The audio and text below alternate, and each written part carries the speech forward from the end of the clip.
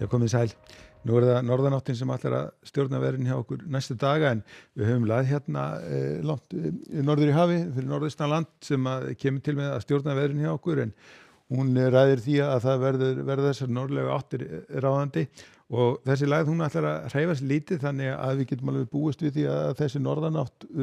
muni endast í raun og veru bara vel fram í vikuna og þá sérstaklega hérna á norður og norðausturlandi sem að hún verður hvað mest. En ef við lítum á hitasviðið að þá sjáum við að það byrjað að kólna hjá okkur og nú kemur loftið að norðan þannig að við getum búist við að hitatölur fari svona eitthvað niður á við og hitinn svona fyrir norðan verður kannski við 3-4-5 stig svona á láglendi en heldur hærri sunnanvert landið og svo síðan má gera það fyrir því að það fara að frysta inn til fjalla. Og ef við skoðum hvað að gerast nú næsta sólarhringinn að það í raun og strax í nótt að þá munu fara í gang hérna gular snjó komu viðvarinir bæði á Norðurlandi,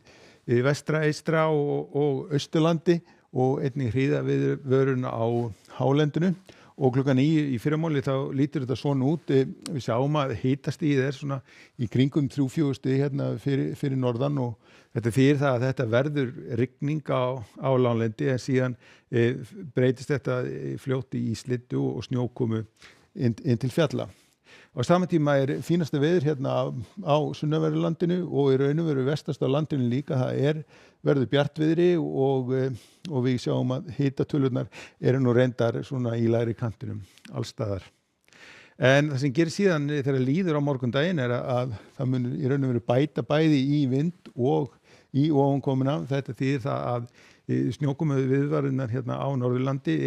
breytast úr gulu í absunugular klukkan 18 á morgun sem að þýðir það að við getum búist við því að færð færi að spillast og samgöngur að raskast. Og aftur á móti áfram þurrt og bjart sunnan og vestanvert landið en það sem gerir síðan áfram á þriðjudaginum það að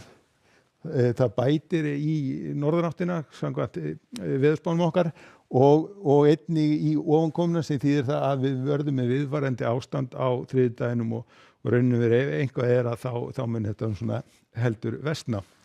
En áfram ætti að verða þá þurrt og bert bæði vestast á landinu og á Suðurlandi. Nú síðan á miðvikudaginn að það hæðarhryggur hérna fyrir vestanland sem svona að reyna að komast inn á landið og það þýðir það að það verður komið í fínasta veður vestanvert landið á miðvikudaginn með svona mun hægari vindi en aftur á móti lagðin hans öflug hérna austur á landinu sem þýðir það að það verður áfram stífur vindur og ofankoma á norðanverðu landinu þá sérstaklega á norðausturlandi. Og áfram á fimmtudeginum að þessi lagð hún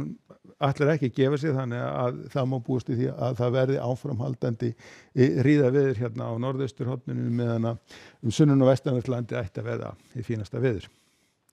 Við skulum skoða hvað gerst í kringum okkur því að það skil sem að liggja hérna frá Noregi og í raun og veru suður alveg niður á Balkanskagan og í þessum skilum talsvert mikil úrkoma og óstöðuleiki og þrumuveður og við sjáum að það þrumuveður bæði hérna víða á Ítalíu og einnig á Balkanskaganum.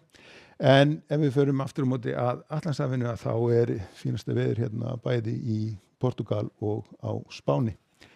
Við skulum kíkja þá aðeins til Kanaríeyja. Þar fínasta veður á morgun. Það svona fremur hæg norðlæg átt og svona léttskýjað eða heiðskýrt og hitatölur svona í kringum 23-24 gráður. Nú ef við förum síðan vestur hafa þá það svona mjög svipuð staða eins og hefur verið undanfarið. Það óstöðugt loft hérna við Mexíkóflóa og því mikið svona þrumuveður og einnig hérna við vötnu miklu en annars háþrýstisvæði sem að ræður ríkjum og því verður bæði sólríkt og hlýtt á morgun. En við skulum enda þetta á korti morgundagsins það fara sem sagt í gang absunugular snjókomu viðvarinir á Norðurlandi klukkan 18 á morgun sem þýðir að það mun bæta enn í snjókomuna þá sérstaklega hérna inn til fjalla. En við skulum láta þetta duga veðri, verið sæl.